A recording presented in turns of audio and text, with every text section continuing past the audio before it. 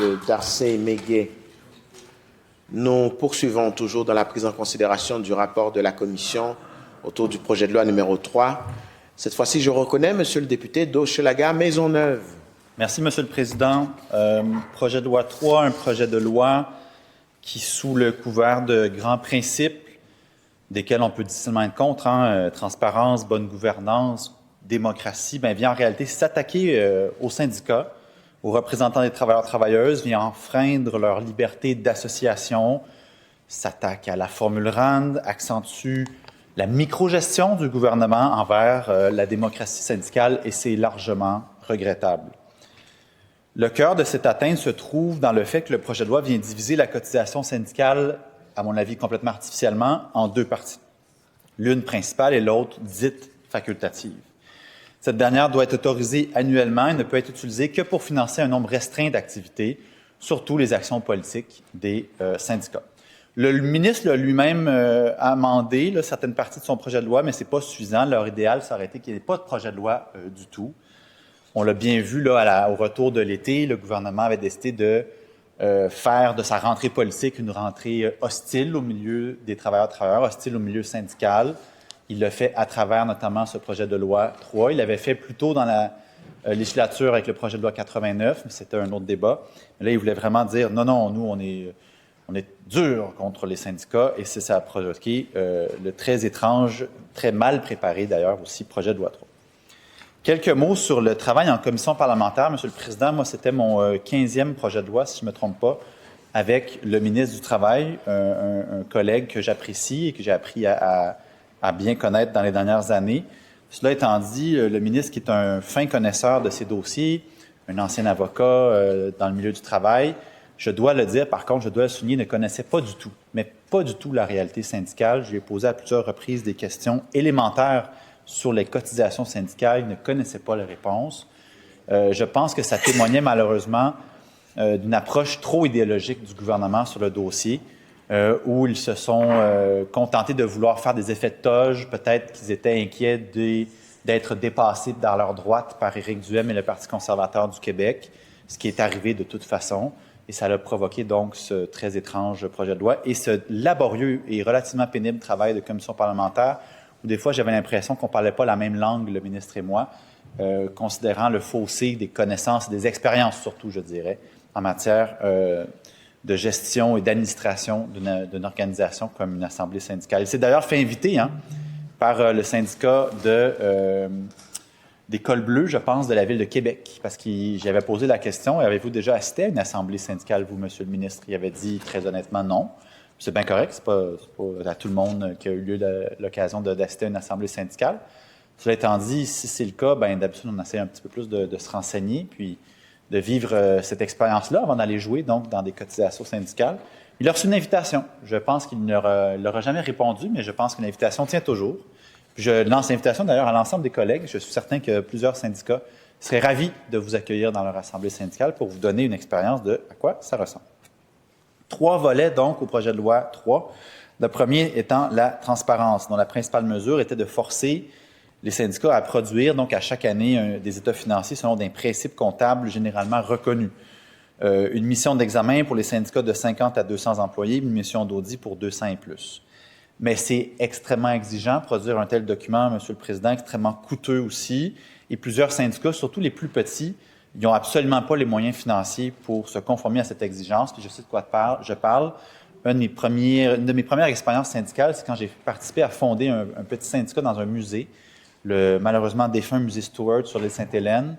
On était quelques dizaines d'employés, puis c'était évidemment pas une accréditation syndicale très riche. Il n'y avait pas beaucoup de cotisations, considérant le petit nombre de salariés.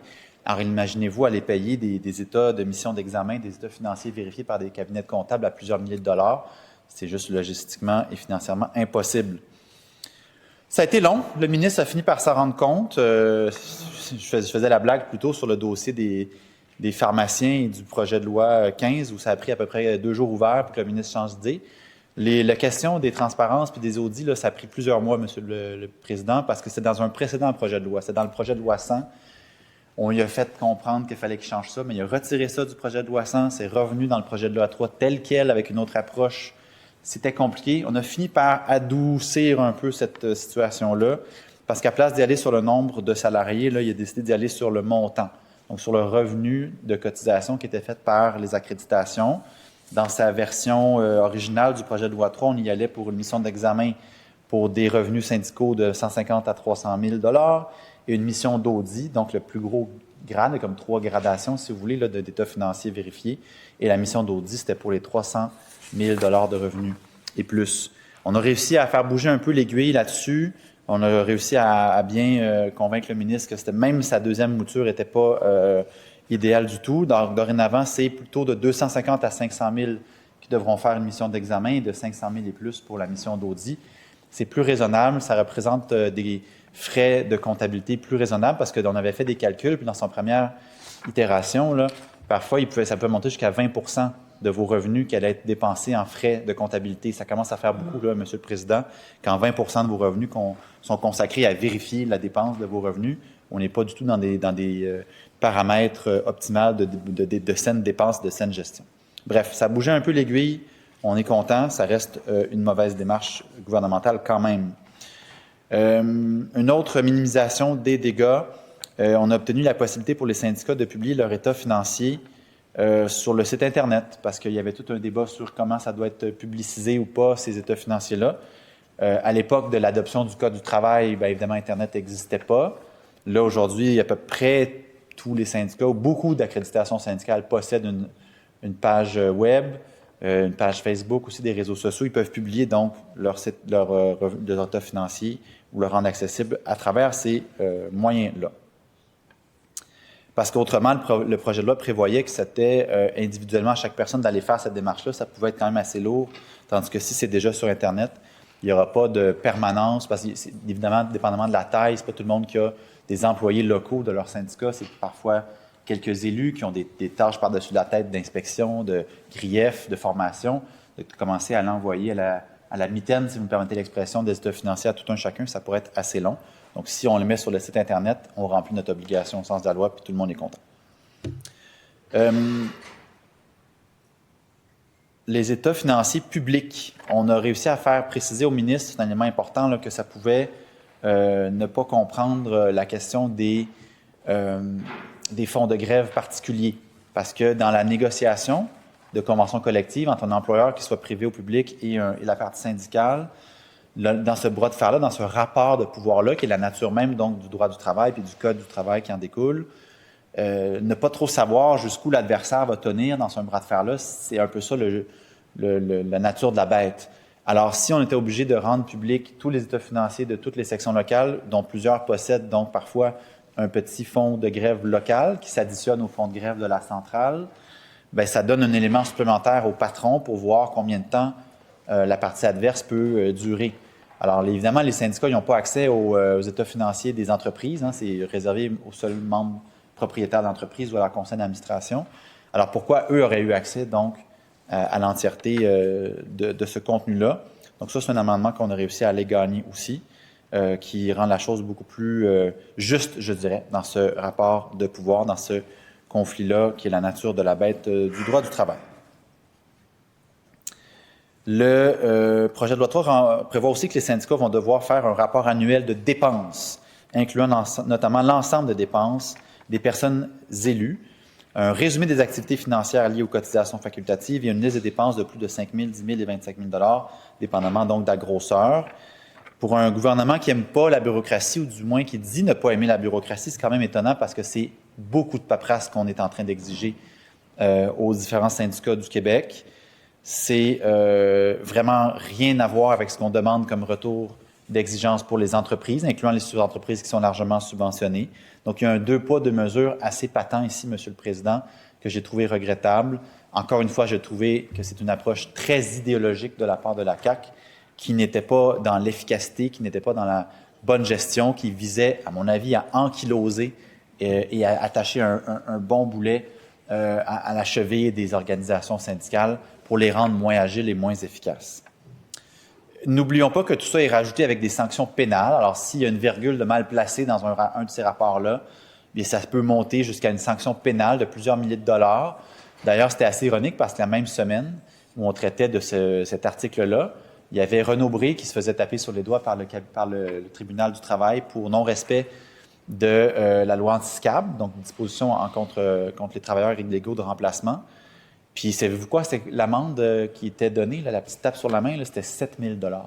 Donc, 7 000 $ d'amende donnée à Renaud Bré, là, une immense entreprise qui fait beaucoup d'argent au Québec, alors qu'on s'apprêtait de donner des amendes de sanctions pénales qui, de mémoire, pouvaient aller jusqu'à 50 000 $ pour avoir placé une mauvaise virgule dans un rapport financier. Il y avait encore là un deux poids, deux mesures qui était assez gênant, à mon avis. Mais bon, ça, c'est le problème du ministre. Tout le long de l'étude détaillée sur cet aspect-là puis sur d'autres, le ministre n'a pas arrêté de dire « Oui, mais inquiétez-vous pas trop parce qu'on n'ira pas vérifier. On n'ira pas regarder ça. C'est pas le gouvernement qui va aller regarder ça. » Ah bon? Fait que là, on fait tout ça. On exige des états financiers, on exige des rapports annuels, que ça soit publié, que tous les élus, toutes les dépenses de tous les élus du syndicat soient rendues dans le rapport. Puis là, mais personne ne va vérifier ça. Puis il y a 4 800 accréditations au Québec, M. le Président. 4 800 accréditations syndicales. Mais pourquoi on fait ça de bord? Le ministre n'arrêtait pas de dire « Nous, on ne fait pas ça pour les syndicats, on fait ça pour les syndiqués. » Ah bon? Là, on est entré dans l'éternel débat de la fameuse majorité silencieuse. Qui possède le savoir de la majorité silencieuse, M. le Président? Monsieur le ministre, lui, a décidé que la majorité silencieuse, celle qui n'a pas nécessairement été à son Assemblée générale, parce que tout ça est accessible dans les Assemblées générales, bien sûr. Fait que la personne qui ne va pas dans son Assemblée générale va tout à coup être intéressée, maintenant que la loi 3 s'en vient pour être sanctionnée, d'avoir accès à toutes ces informations-là. Puis s'il ne se déplace pas dans son Assemblée générale, pensez-vous que tous ces documents-là sont digestes, assis dans son salon, à feuilleter ça tranquillement? C'est compliqué, des rapports financiers. Il y a des détails là-dedans. Puis si vous n'avez pas accès à quelqu'un devant vous dans une Assemblée générale pour poser vos questions, mais comment ça va fonctionner? Vous allez écrire un courriel? Vous allez vous rendre au bureau syndical pour dire « Là, j'ai lu à page 42 la dépense de la ligne A8, je veux que vous m'expliquiez ça. » Ouf, on se magasine des beaux dossiers de personnes quérulantes. Il n'y en a pas tant que ça, des personnes quérulantes dans la vie, M. le Président, mais il y en a. J'ai été longtemps donc, dans des administrations de syndicats locaux. Il y a toujours une ou deux personnes parfois qui peuvent avoir des questions, et on y répond aux questions. Mais là, c'est comme si on sous-entendait que le gouvernement venait à sa rescousse à sa personne-là, parce qu'on y aurait peut-être caché des choses. Il n'y a rien de caché. Tout est public, tout est présenté dans les assemblées générales. Après ça, si les personnes ne viennent pas chercher l'information de l'Assemblée générale, c'est dommage. Moi, je le regrette. J'ai toujours voulu organiser les assemblées générales dans les syndicats où j'étais membre, où j'étais un exécutant, pour que le maximum de personnes y participent. Mais me donner à la fin de la journée, quand on ne vient pas, qu'est-ce que vous voulez que je vous dise? C'est la même chose. Je ne suis pas allé, moi, à l'Assemblée générale de ma Caisse des Jardins, M. le Président. J'ai été invité. J'ai reçu le courriel. J'ai été invité, mais je ne suis pas allé. Bien, on n'a pas fait un projet de loi pour obliger Desjardins à faire je ne sais trop quel détail particulier pour me permettre d'aller m'expliquer. Je ne suis pas allé. Je n'ai pas fait à semblant que je n'étais pas invité. Je n'ai pas fait à semblant que je n'avais pas l'heure, le lieu, la date. Tout était public, tout était clair. Mais je ne suis pas allé. Même chose pour les élections générales. On n'est pas en train d'obliger les gens d'aller voter. Les gens au municipal, combien de maires et de mairesses au Québec sont élus par acclamation? Je veux dire, tout un grand chapitre si on veut jaser de démocratie citoyenne, puis j'en suis. Mais de là d'aller dire que là, les gens n'ont pas besoin d'aller à l'Assemblée générale parce que de toute façon, les rapports vont être fournis, puis qu'il y a des sanctions pénales si la virgule est en mauvaise place. J'ai pas aimé cette espèce d'attitude tout le long de l'étude détaillée où on laissait sous-entendre qu'il y avait des affaires pas tout à fait dans le bon sens des choses qui étaient faites dans le milieu syndical, puis ça nécessitait une intervention forte du gouvernement. D'ailleurs, le ministre n'arrêtait pas d'utiliser les mêmes petits exemples. Puis on l'avait vu dans sa petite vidéo là, sur le réseau social X avant le dépôt de son projet de loi, qui annonçait le dépôt de son projet de loi. C'était un beau petit montage, ça, M. le Président. Beau petit montage de différents extraits de revues de presse ou de bulletins de télévision. Là. Il y avait la présence de Magali Picard à la COP à Dubaï. Il y avait la contestation de la loi 21 par la Fédération autonome de l'enseignement. Il y avait une fraude dans une section locale d'un métallo dont la nouvelle avait été sortie par les métallos. Fait que c'était pas une passe-passe. C'est eux-mêmes qui avaient trouvé un fraudeur puis qui l'avaient rendu public. Et puis il y avait les frais de la FTQ Construction, les fameux soupers arrosés et compagnie. Bien, absolument rien dans ce projet de loi-là venait empêcher ça, M. le Président. Parce que, savez-vous quoi? Le comptable, par exemple, de la FTQ Construction, là, le scotch à 50$, Le comptable, sa job, c'est pas de vous dire que c'est moral ou pas de vous prendre un scotch à 50 pièces avec des cotisations syndicales. Le comptable, sa job, c'est de voir, avez-vous un reçu? Y a-t-il le reçu ou il n'y a pas le reçu? Il y a le reçu? Parfait, ça rentre dans dépenses. Après ça, le comptable ne va pas empêcher ça. C'est les membres qui vont se donner eux-mêmes des codes, des lois, qui vont se permettre de voir quelles sont des dépenses acceptables ou pas. Puis ça a déjà changé. Les travailleurs, ils n'ont pas entendu le PL3, ils n'ont pas entendu le ministre pour faire évoluer leur propre culture. On pourra juger tout un chacun si la culture évolue assez vite. Puis moi, je suis d'accord que parfois, elle pourrait aller un peu plus vite. Mais c'est certainement pas le ministre, encore moins que son projet de loi 3, qui est venu changer quoi que ce soit à cette réalité-là. Autre volet, la gouvernance.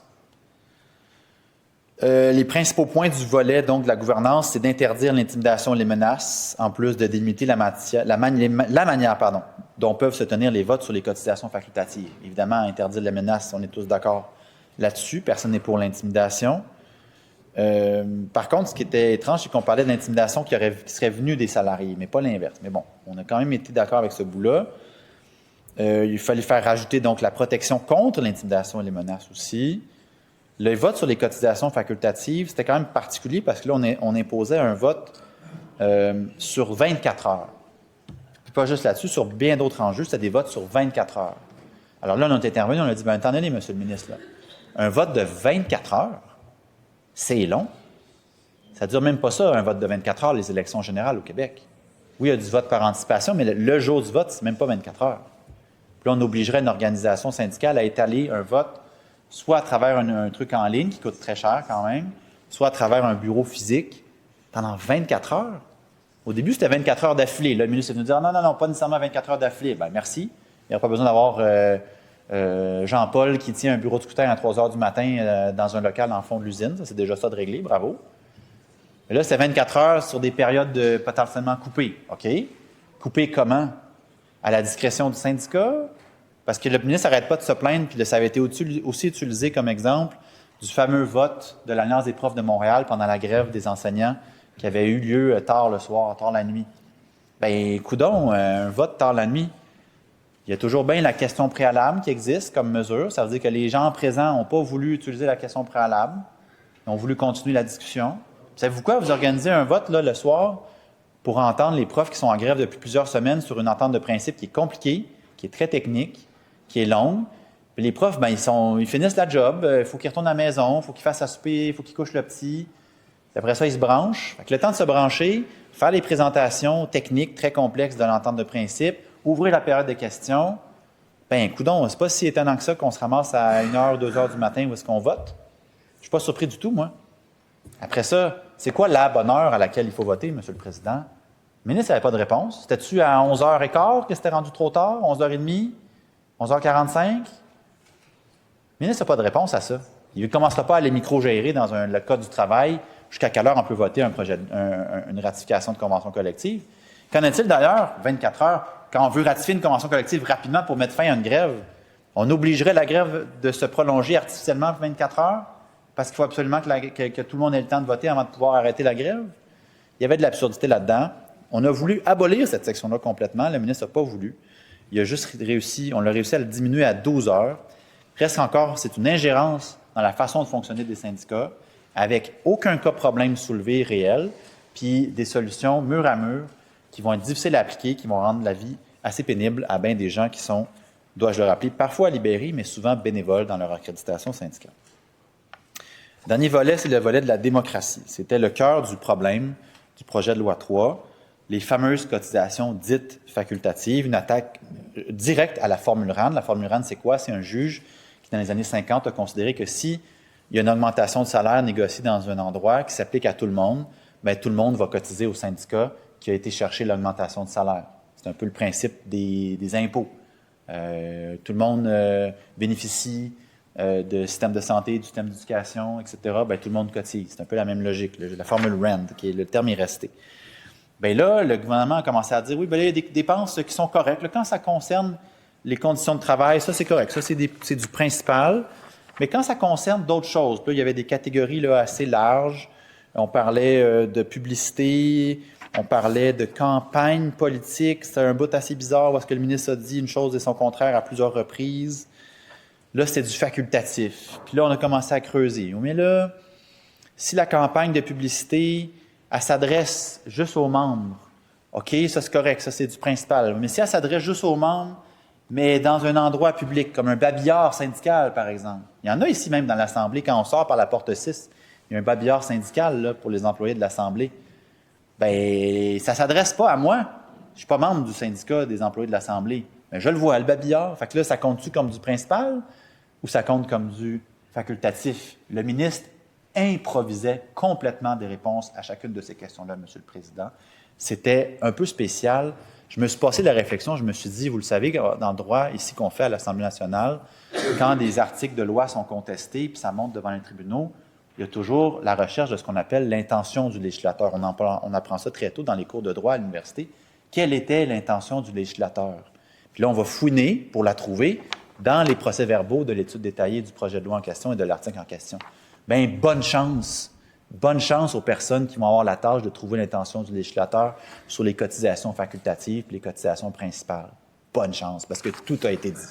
Tout et son contraire a été dit à de multiples reprises sur les nombreux cas d'espèces. Le ministre était tanné. Il dit, mais là vous me posez plein de cas hypothétiques. Bien, j'espère que je vous pose des questions hypothétiques. Comment vous pensez que ça va s'appliquer? 4800 accréditations syndicales. J'espère que je vous pose des questions d'application. J'espère que vous êtes prête à y répondre. Puis visiblement, ce n'était pas le cas parce qu'on a improvisé des réponses à toutes mes questions. Ça fait qu'on sort de ce bloc-là, M. le Président, je vous dirais, plus mêlé qu'on y est entré. Beaucoup plus mêlé qu'on y est entré. Qu'est-ce qui est du facultatif? Qu'est-ce qui ne l'est pas? Qui décide ça? Qui va le contester? Qui va l'appliquer après si c'est contesté? C'est le chaos le plus complet, une gabegie.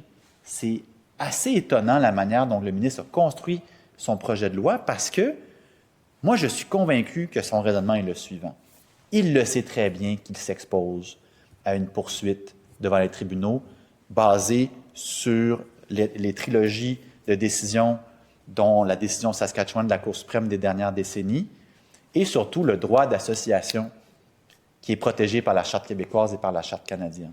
Je mettrai ma main au feu que si ce n'est pas l'entièreté du projet de loi 3, des larges pans du projet de loi 3 va se faire bien défoncer par la Cour suprême dans quelques années quand nous y serons rendus. 5, 6, 7, 8 ans, je ne sais pas combien de temps ça va prendre. Je suis convaincu que ça ne résistera pas le test des tribunaux, M. le Président, parce que c'est une ingérence claire dans l'administration d'une entité civile. Le gouvernement n'est pas supposé de commencer à aller gérer la manière dont on dépense ou pas de l'argent, qui est de l'argent qui ne lui appartient pas en particulier, hein, M. le Président, c'est de l'argent privé, c'est des cotisations syndicales de citoyens qu'ils envoient à leurs syndicats. Ce n'est pas de l'argent public ici. Ce n'est pas comme si on finance un organisme X ou Y puis qu'on demande des réductions. Ce n'est pas son argent. À la limite, je comprends que ça l'intéresse. Le Code du travail a déjà des dispositions à cet égard-là. Mais de commencer à aller arbitrairement dessiner une espèce de ligne complètement floue et aléatoire sur qu'est-ce qui est du facultatif ou pas, avoir à peu près aucune réponse cohérente sur son application, je pense que le gouvernement ne s'est pas aidé dans son test de crédibilité dans l'espace public.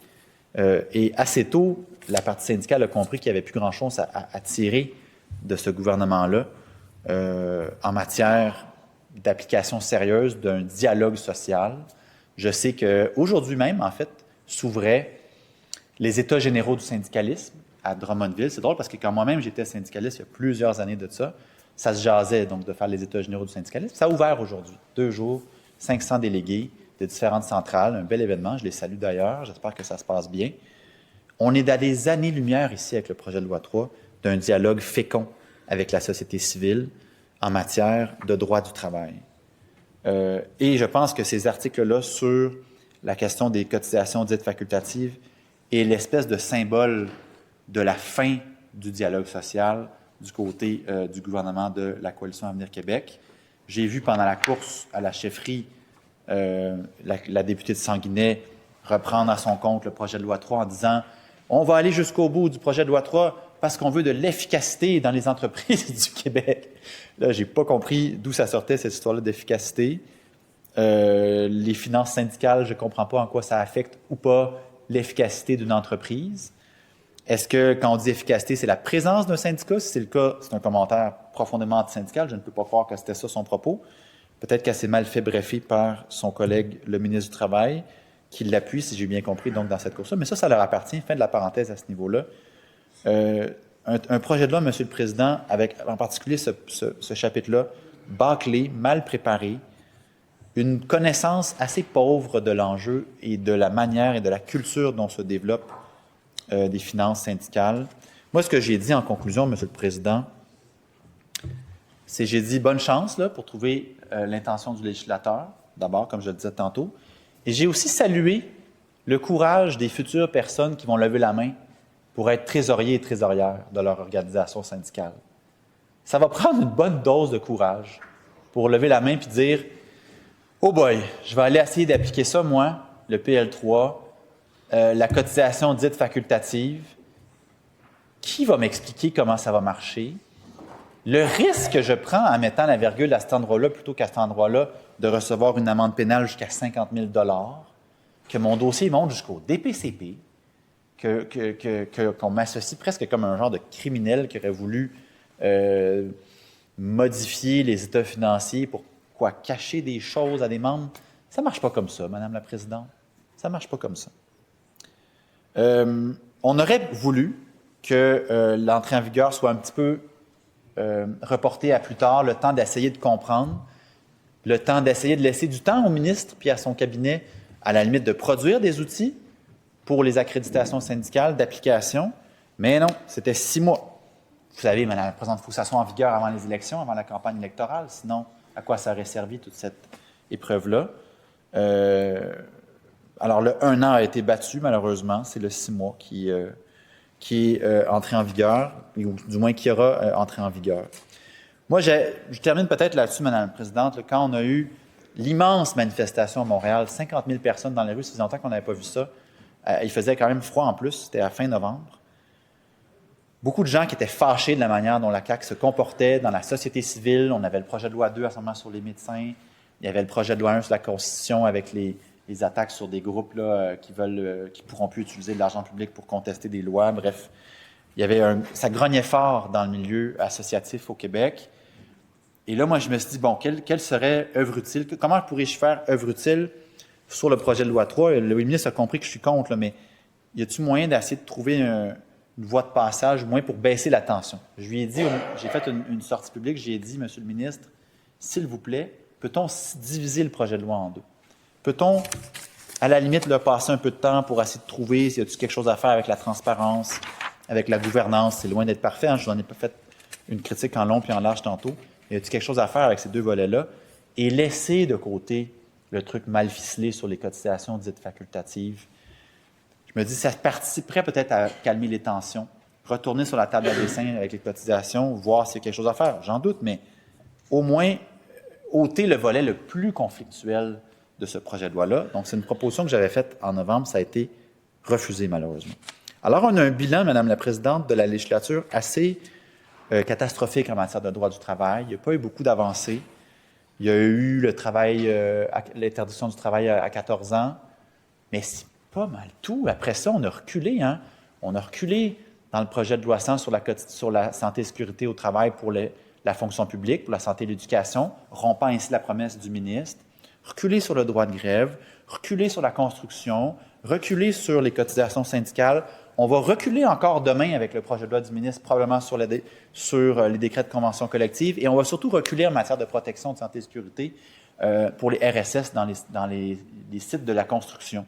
Donc, ça a été une succession assez douloureuse de nombreux reculs en droit du travail. C'est un mandat qui aurait été difficile, je pense, en matière de droit du travail pour le ministre, pour les travailleurs-travailleuses du Québec également. Je terminerai en disant, bien sûr, nous allons voter contre ce projet de loi-là, autant ici qu'à l'adoption finale dans quelques jours. Et bien sûr, Québec solidaire, et j'espère que les autres partis d'opposition vont s'engager à faire de même, Québec solidaire s'engage à retirer cette loi-là si nous prenons le pouvoir en septembre prochain. Merci, Madame la Présidente. Merci, Monsieur le député.